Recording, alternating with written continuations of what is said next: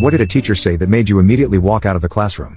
1. My college biology professor asked the class, who created the periodic table? One person answered, Dmitry Mendeleev. The teacher responded, no. A few other guesses were made. Then the professor said, you're all wrong. It was God. This was a public school, and I was not interested in being taught about anything other than science. I was there to learn, not to listen to religious stories. I packed up my things and left. 2. I had a teacher in 7th grade who seemed to enjoy playing with children's emotions and loved calling home. He once asked me why my mom, dad, and my dad's work didn't answer the phone after he called him 10 times each. He had a strict no laughing policy but would start dancing in the middle of class. He even had a multiply by 7 dance, and we weren't allowed to laugh. He frequently called my parents to tell them that I was falling out on the floor laughing, even though I wasn't.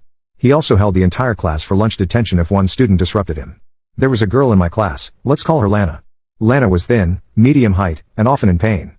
She was a cheerleader and had been dropped during practice, injuring her back and head. One day, I walked into class and saw Lana crying. I asked her what was wrong. She told me the teacher wouldn't let her go to the nurse, even though she begged him, saying her head was spinning and she couldn't concentrate. Although we weren't friends, I didn't hesitate. I walked out of the classroom with Lana, telling the teacher outside, Lana's going to throw up. Do you really want that on the carpet? I've never seen a teacher sign a pass so quickly. The next day, Lana thanked me for standing up for her. 3.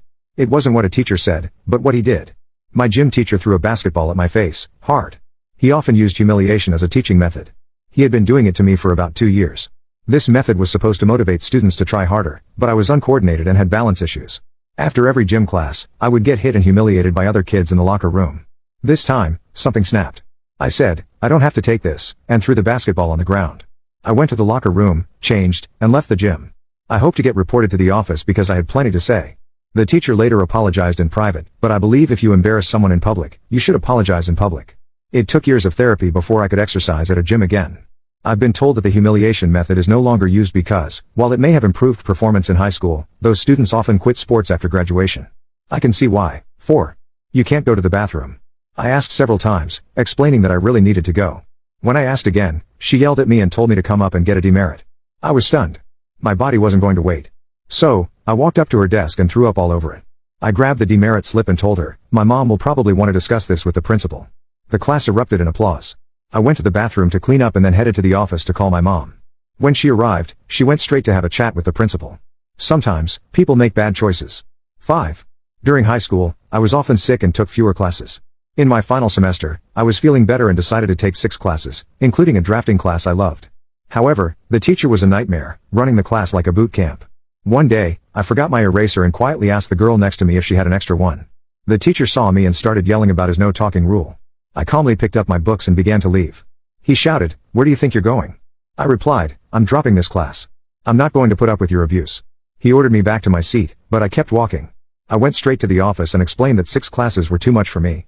The paperwork took less than 5 minutes, and I never saw the teacher again. I later heard he wasn't teaching the next semester. 6. When I was in 7th grade, we had a substitute teacher who looked like a cowboy, complete with a white cowboy hat. He called on me, but instead of using my name, he called me hey, enchilada.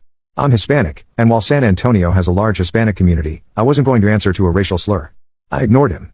He tried again, hey, you by the window, enchilada, answer me. I looked up and said, are you addressing me? My name is Rachel. It's on the seating chart. He responded, I can call you whatever I want.